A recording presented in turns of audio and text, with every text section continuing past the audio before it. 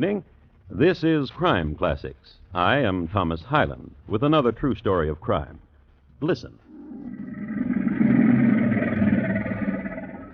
That's a couple of crocodiles roaring. They can do other things. They can snap. They can slither. As a matter of fact, when there's ooze around, they do this most often. They lay eggs, too, but no one's ever heard it done. The crocodiles who've been doing things for us are East Indian crocodiles, from a province in the south through which the Ganges flows.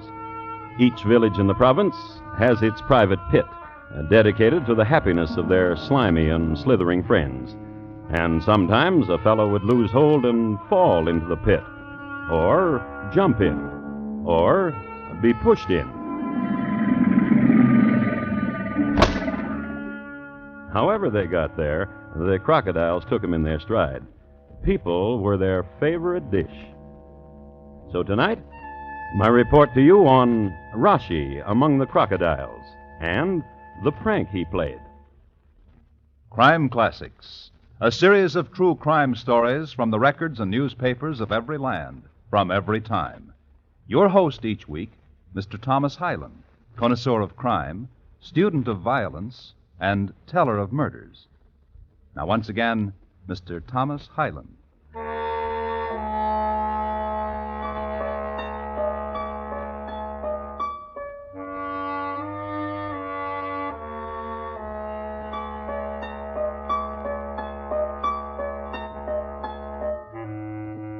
Where the Ganges edged the town of Mahadwat, it was not holy. As a matter of fact, there was little to note in the town of Mahadwat. True, there was the crocodile pit, but the crocs were smaller than in, for instance, the village of Gumbao, just 3 miles down the river.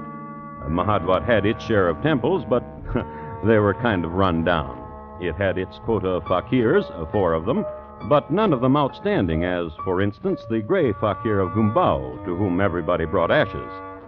But it had one edifice of which the villagers were rightly proud, the house of Matabar, a rich and ornate house, of which Udi was its master. It is written, when the moon is Ganges plucked, Vishnu looks with favor on a son who does not stray. A gentleman, an old man, a widower with a son named Raschi. Old man, listen to me. The world is not this village.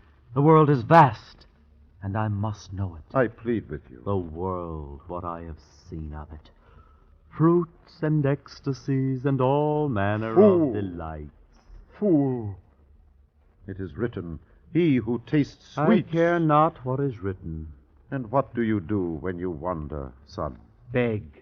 You suddenly become a holy man? I merely don my rags, proffer a palm, and when enough coins are placed there, I doff the rags. Then, Father dear, I dress splendidly again and walk to the bazaar. I have found, Father dear... Mariah, vulture. I have found, Father dear, that delights come most easily to a young man who dresses splendidly and who has coins. Surely that is written someplace, or will be written. Father. What? I would not stray. I would remain in the village if you would give me of your wealth. I cannot. And why can you not? Until Raschi, until, son, you prove yourself a man, then will I gladly... Old man, listen to me. I am more a man than you could dream of. I've been far already, 100 miles from here, and I will go further. And there will be a day when I will not come back. Speak not so. And I give you another barb to chew on, old man. Speak not her name. Kamala. Kamala, the cousin to my cousin. Perhaps, Father dear, I will marry her. Speak not so. I beg of you, speak not so. She is comely, Father, and of our blood even. What if she walks slow by the river and tarries too long with the fakirs? What of the... Get out! Get out of here! Go! Very well. Shall I come back, Father dear? Ever? Shall I? Son to me. Let me awaken you in your bed here in the morning. Be of my house. I will decide it. I will speak of it to Kamala. Then I will decide it.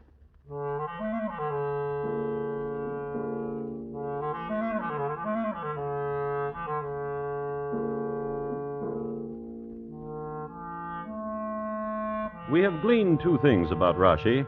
He was a gadabout who visited strange cities and begged the price of admission, and he was a bad son. Here's something else about him.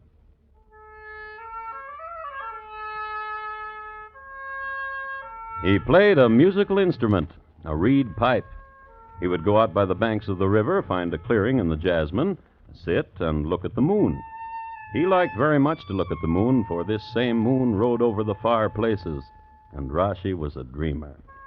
Then, to his dreams, he would finger himself a tune. You might say, didn't he draw cobras? No, he didn't. He drew his cousin's cousin, Kamala, who had a weakness for reed pipers, especially her cousin's cousin, Raschi.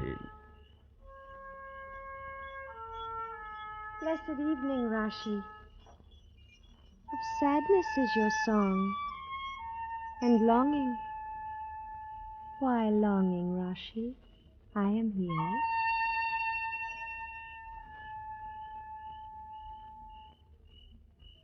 That is the moon, Kamala. Yes. A moon my father will not buy for me. Wicked father. Raschi, Yes. were he to buy it, what would you do with it? Give it to you, Wicked father. miser, Old father. who will not die, Raschi. who will never die. Raschi, What? I brought you a lotus to tie into my hair. Again? You tire of me? No, I never will. Give me the bud. Yes. Kamala, Yes? it would be well if my father would die. Oh, widen not your fawn's eyes in dismay, but think of it. It would be well if my father would die. Then the moon and what it looks upon would be yours and mine. Look you there, where the river bends. Huzur the fakir glows his coals. Huzur the wise. Not so wise. Wiser than you, therefore wise. You would go to him? He has said to me, saying, Kamala, child, in trouble and in question, come to me. Kamala, child, saying he said, My father is a trouble. Huzur the fakir glows his coals. Let us go to him. Yes.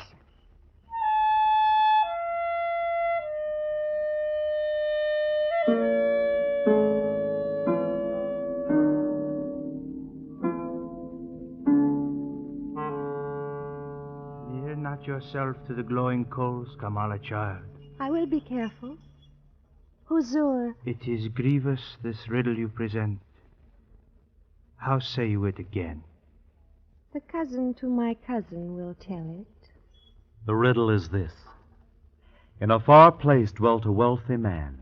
He prized his gold and his jewels above all, save his son. His son to him was as the gentle rain and the shining stars. Yet, impoverished, he kept his son. And the riddle is this, Fakir. Would not the earth spin more easily if such a father would die and be delivered of his wealth to his noble son? I like riddles. Well, would not the earth spin more easily, as Raschi has said, if such a father... Rather consider such a son. If such a son be dead, would not the father have an easier time? 20 rupees, please. Do not pay him, Raschi. He has told you nothing. Not 1 rupee, Fakir. Very well. At least spread the coals for me so that I may walk and soon... Spread them yourself. Very well, child. Yet I wish a blessed evening to both of you. Blessed evening, Fakir. But no rupees. Come, Raschi. What shall we do, Kamala? We will think of something. How shall we start thinking? With evil. Let us try that, beloved.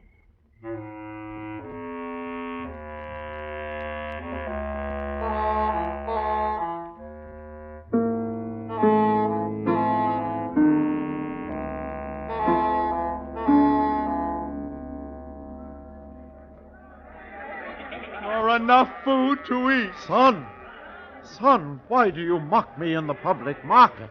And what you say is not so. I am in rags, the son of a rich man in rags, nor is there enough to eat. And villagers, listen. These lies you are saying. Why? Listen all.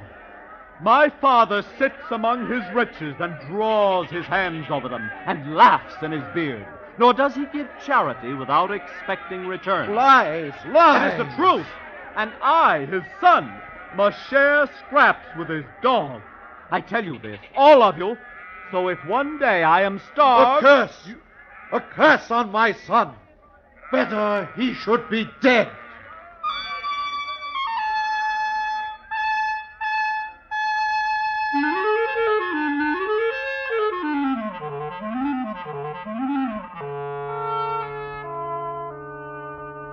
Which happened in the bazaar in the town of Mahadwat, so everybody heard it or was told about it. Results? Much nodding of heads and plucking at beards and mumbling and gossip at the wells. And more so when Raschi was suddenly not around any longer, not at his usual haunts, and no more piping of the reed among the jazzmen. People forgot that Raschi disappeared from town quite often. Instead, they remembered what his father had shouted at him in the bazaar. A father had growled, and the villagers were mumbling. And one day, this happened. What brings you to my house? You are my cousin's uncle, Udi. Should I not be in your house? Speak what you want and go. I have a letter. From my son? No, not him. Where is he? I will read you the letter. Give it to me. Gently, gently. Very well, then. Very well, then. To Kamala, beloved of Raschi. Very well, then. Read it. Do you pray me? I pray you. To Kamala, beloved of Raschi. The father of Raschi has slain him and has hidden his body. Lie. What lie is this? So the letter says. Who sent such a letter? I found it at my door. There is no name to it. It is a lie. Nevertheless, I will journey to Gumbau, where there are people of England who are called police. And I will show them this letter. Kamala, child. I will journey now. I pray you. This minute.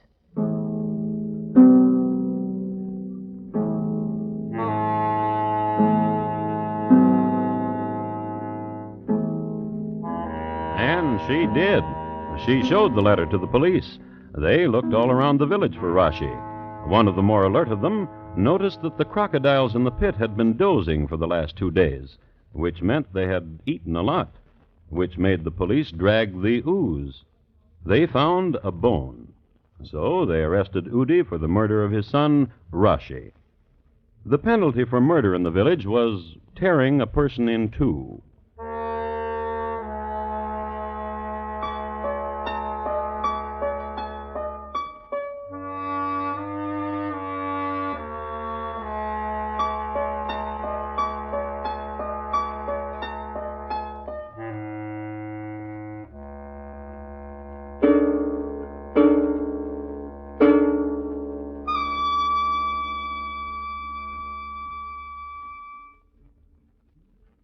You are listening to Crime Classics and your host, Thomas Hyland. This Friday night, hear the death bargain murder case, one of the most thrilling yet for Mr. Keene, tracer of lost persons. Under the terms of a strange agreement, 2 beautiful actresses find themselves in the shadow of violent death. It's a puzzler that calls for fast action and deduction by the old investigator, Mr. Keene of CBS Radio. Don't miss him Friday night on most of these same stations. And now, once again, Thomas Hyland and the second act of Crime Classics, and his report to you on Raschi among the Crocodiles and the prank he played.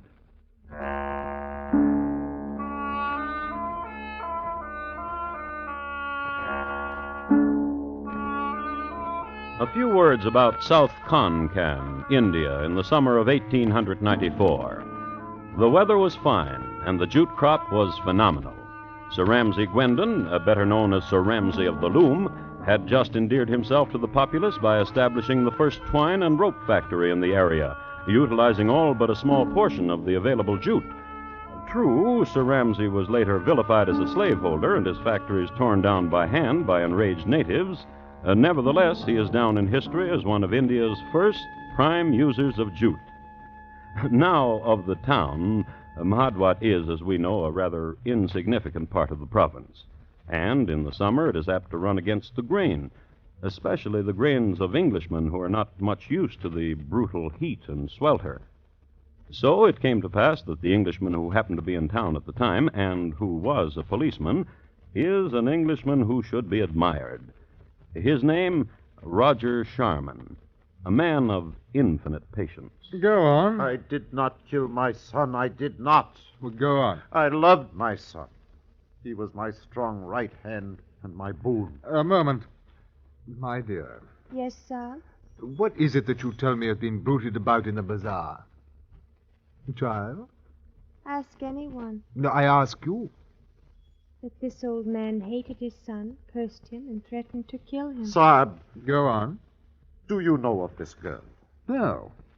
No, what about her? She walks slow and smiles with ease. Go on. She is not to be trusted. She speaks lies. Oh, good fellow. How do you explain this bone? Well? Pardon, sir. This bone. How do you explain it? The one we found in the crocodile pit. Sab, Yes, child. the old man cannot explain the bone, for it is the bone of Raschi, of his shoulder. I swear to you, I would not kill my son. I swear it. Is it not true that you argued? True. And that you wished him dead? In the It is fit of... true. Dear Nan, I'm afraid you're under arrest. When will you tear him in two? Child. Child, listen to me. Yes? No longer the law of the jungle, but the civilized law. Udi Mataba will be tried, and justice will prevail. Justice will prevail. This means death? If he is guilty. I am not guilty. My dear fellow, you say that so often. What are you trying to hide, dear fellow?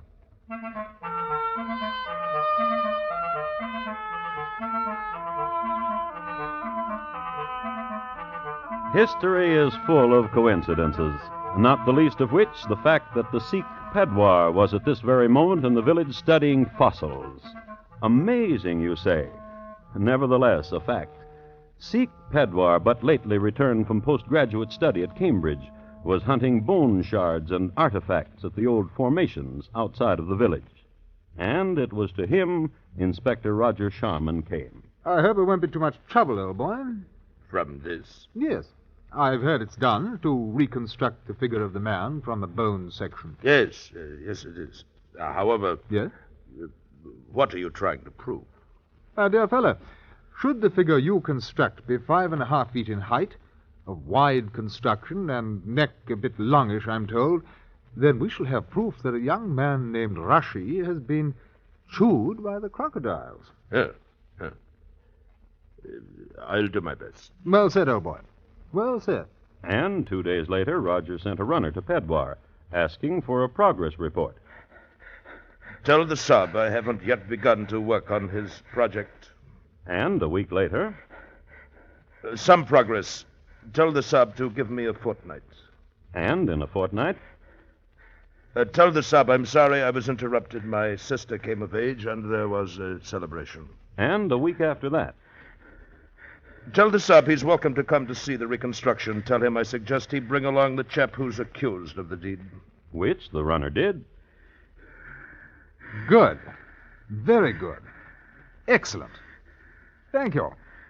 Bully.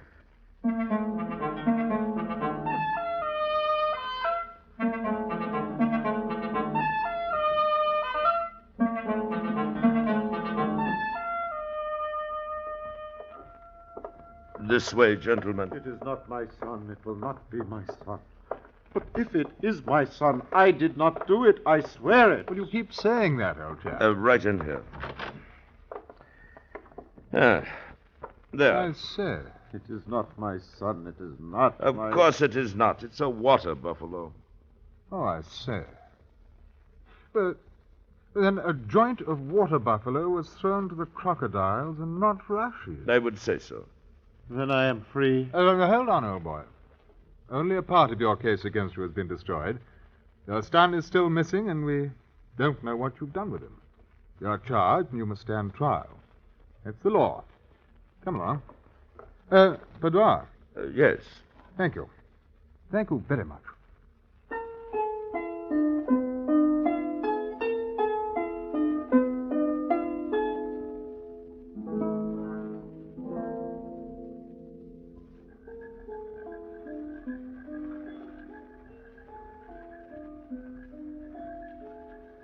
In the north, dear Kamala, towards Scotland, when the summer comes in gently, there are nights such as this. And are you very rich, Inspector? Oh, please, child, call me Roger. Are you very rich, Roger? Rich? Yes. How do you mean, child? Money. Child, you must listen to me. To what? The letter Letter? that you received that said Udi murdered his father, He did. that said he threw his son into the pit with the crocodiles. He did. And the bone? It is the bone of a water buffalo, child. How could you know? But you knew, How could you know?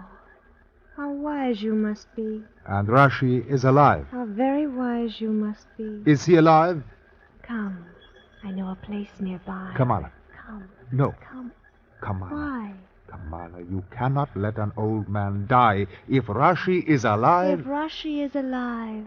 If Raschi is alive. Find out if he is alive. Go.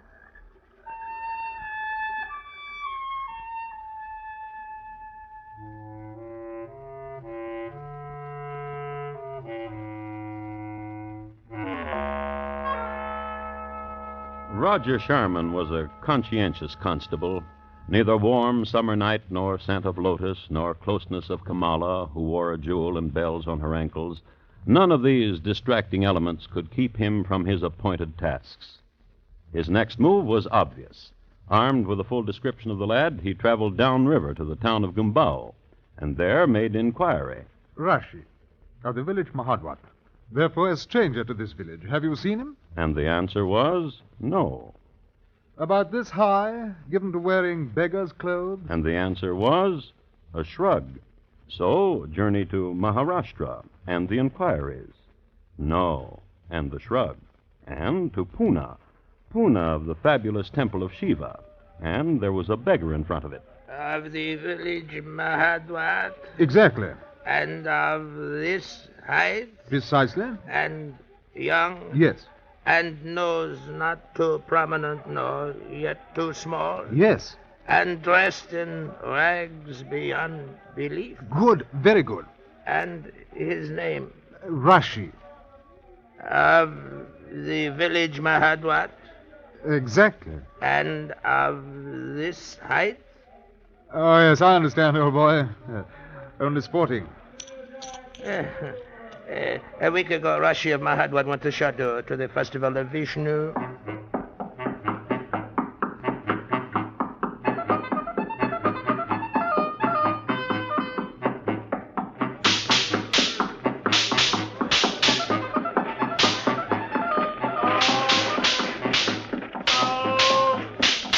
Alms for the love of Vishnu! Alms! Oh, may the goddess Vishnu embrace thee with all I say, old boy, isn't your name Raschi? Aren't you from Mahadwat? Aren't you? I say, don't try to run. You.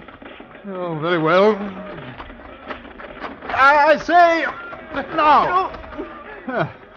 Don't tussle. No, it's useless, you know. You're caught. You're a prisoner of the crown. Now, come along.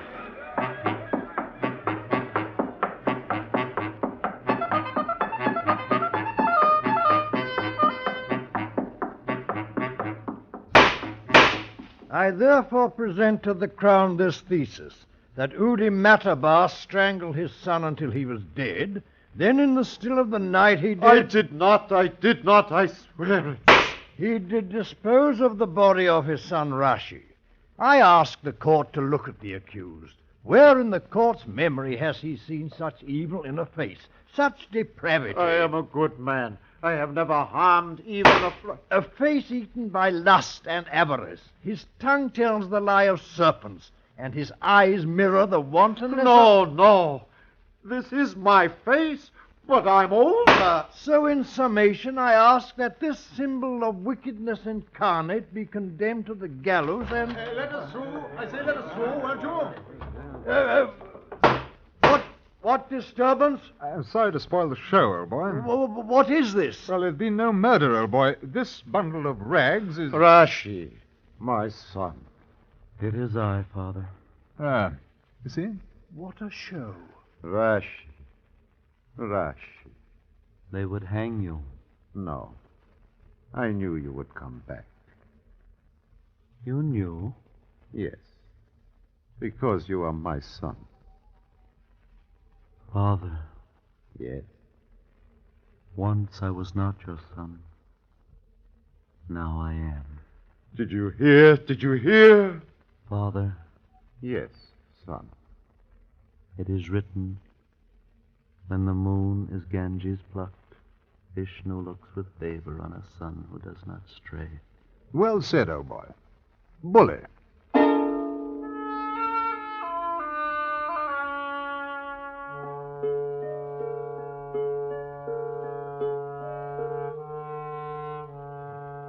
And arm in arm they went home, father and son.